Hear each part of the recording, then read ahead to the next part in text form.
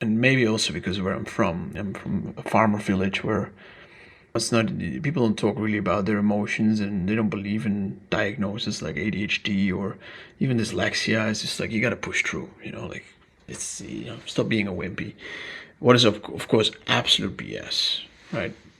ADHD diagnose, yeah, of course, there's that part also in me of like, if my environment would be completely different, I would be thriving, and that wouldn't be a diagnosis, right? So, and that's also, I think, a beautiful frame of mind, for everybody out there with ADHD. Remember that you will be on the forefront of climbing that mountain, of explore, of leading the tribe, fixing things when there is absolute chaos. But unfortunately, the world isn't that way. So we need to find relief with one another, but also a way how we can function.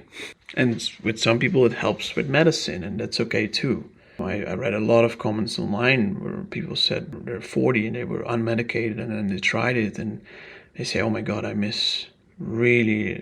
grieve that I didn't take this medicine earlier, and so I could take back the time that I lost when I was in absolute chaos, in sadness and depression.